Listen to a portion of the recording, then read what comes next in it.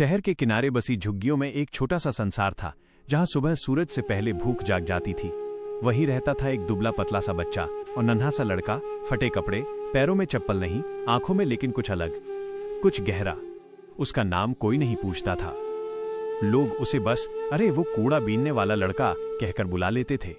उसकी सुबह कूड़े के ढेर से शुरू होती थी और रात खाली पेट खत्म होती थी। संघर्ष की सुबह, हर दिन की तरह उस दिन भी वो हाथ में बोरी लिए कूड़ेदानों के पास खड़ा था। प्लास्टिक की बोतलें, लोहे के टुकड़े, कागज, जो भी मिल जाए वही उसकी कमाई थी। एक बोतल के बदले 2 रुपए, 1 किलो कागज के बदले 5 रुपए। पूरे दिन की मेहनत के बाद अगर 20-25 रुपए मिल जाएं, तो वो खुद को भाग्यशाली समझता था। उसकी माँ बीमार थी और पिता गुजर चुके थे। घर में अगर कुछ था तो बस भूख, चुप्पी और मजबूरी। स्कूल की खिड़की से झांकता सपना। कूड़ा बीनते बीनते वो अक्सर एक सरकारी स्कूल के सामने रुक जाता था। अंदर बच्चे साफ कपड़ों में बैठे होते, ब्लैक बोर्ड पर कुछ लिखा होता और एक मास्टर जी पढ़ा रहे होते। वह बाहर खड़ा होकर खिड़की से झांकता रहता।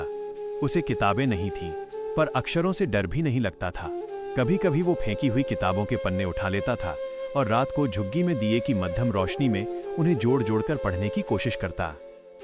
वो दिन जिसने किस्मत बदल दी, उस दिन बारिश हो रही थी, कूड़ा कम था और पैसे भी नहीं मिल रहे थे। भूख से पेट ऐंठ रहा था। वो यूं ही स्कूल के बरामदे में आकर बैठ गया। अंदर क्लास चल रही थी। मास्टर जी ने बोर्ड पर गणित का एक कठिन सवाल लिखा और बच्चों से पूछा, बताओ इसका हल क्या होगा। पूरी क्लास चुप थी। मास्टर जी का स्वर कड़ा हो गया। बाहर बैठा वो बच्चा सब देख रहा था।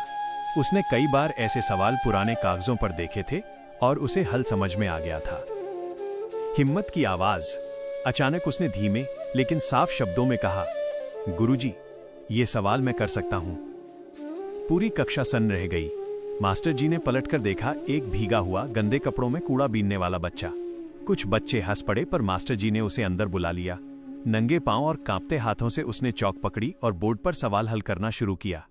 जब उसने उत्तर पूरा किया तो बोर्ड पर सही हल लिखा था, गुरु की करुणा और नई शुरुआत। मास्टर जी की आंखें भर आईं।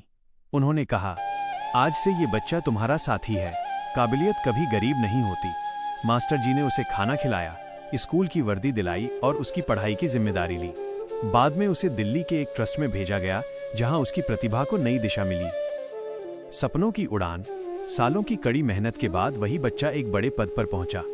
वर्षों बाद जब वो अपने पुराने स्कूल लौटा और बूढ़े मास्टर जी के पैर छुए, तो मास्टर जी ने मुस्कुराकर कहा, बेटा, मेरी करुणा ने नहीं बल्कि तुम्हारी खुद की हिम्मत और लगन ने तुम्हें इस मुकाम तक पहुंचाया है। कहानी की सीख।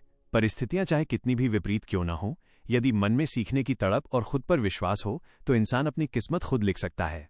क्या आप चाहेंगे कि